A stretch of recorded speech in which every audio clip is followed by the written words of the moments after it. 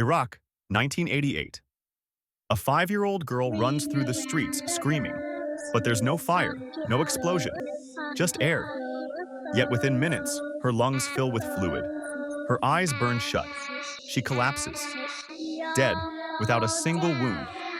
War has rules. Not to make it fair, just to stop it from turning into pure horror. But some weapons were so cruel, so inhumane, they had to be banned. Chemical weapons. Some weapons don't just kill.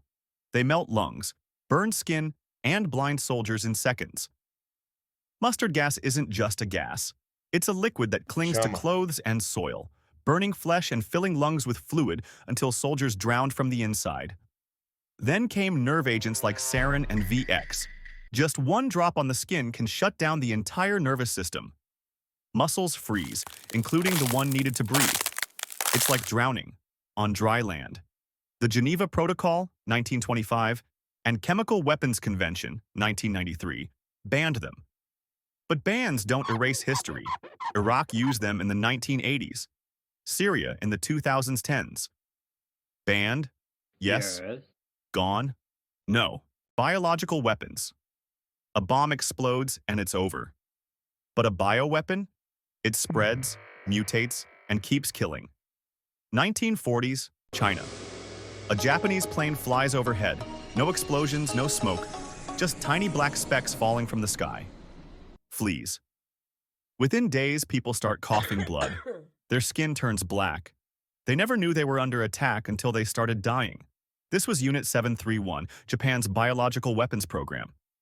They didn't just use the plague, they weaponized it. Then there's anthrax. The spores are microscopic, invisible, and can survive for decades. Inhaled, they multiply inside the body, releasing toxins that shut down organs.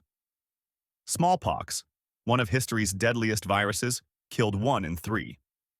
The plague, the same one that wiped out a third of Europe, was once turned into a weapon, dropped as flea bombs from planes. The Biological Weapons Convention, 1972, banned them. But nations still experimented. Japan's Unit 731, the Soviets stockpiled weaponized smallpox, even after it was eradicated. Bioweapons aren't just war, they're genocide. That's why they had to go. But here's the real nightmare. How many of these weapons still exist, buried in secret labs? Blinding lasers. A bullet kills. A laser blinds forever. High-powered lasers can instantly burn through retinas, leaving soldiers permanently blind. The Protocol on Blinding Laser Weapons, 1995, banned them. You're banned. Not because they kill, but because they leave soldiers alive, but ruined. But here's the loophole. Dazzlers. These aren't blinding lasers. They just permanently overload the eyes, disorienting soldiers instead. So did we actually ban them, or just change the definition? Cluster bombs. Why drop one bomb when you can drop hundreds? Cluster bombs explode midair, scattering smaller bomblets over massive areas. The problem?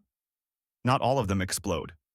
Many stay buried for years, waiting to detonate when someone picks them up, often kids mistaking them for toys. In Laos, a farmer plowing his field in 2019 was killed by an American bomb from the Vietnam War. These things don't just kill soldiers, they keep killing for decades. Most countries agreed to ban them in 2008.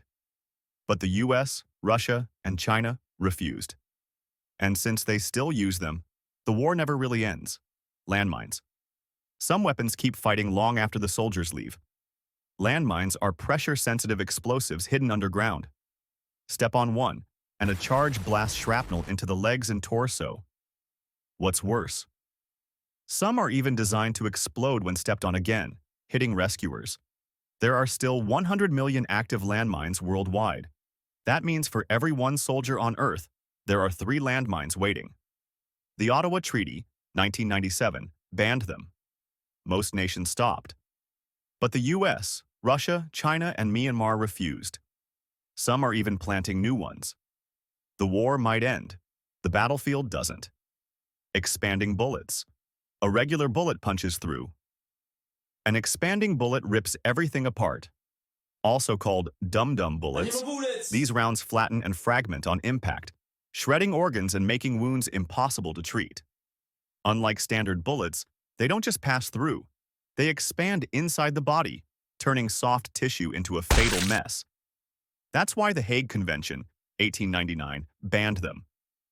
But here's the twist. Police still use them. Hunters still use them. Too brutal for war, but fine for law enforcement? Go figure. And what about nukes? No weapon is deadlier than a nuclear bomb. So why isn't it banned?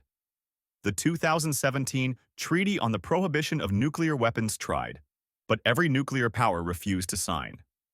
The result? Banned. Gas, germs, and bullets that expand.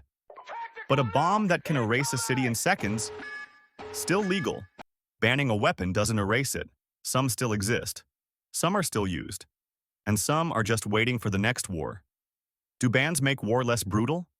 Or just force nations to find new ways to kill?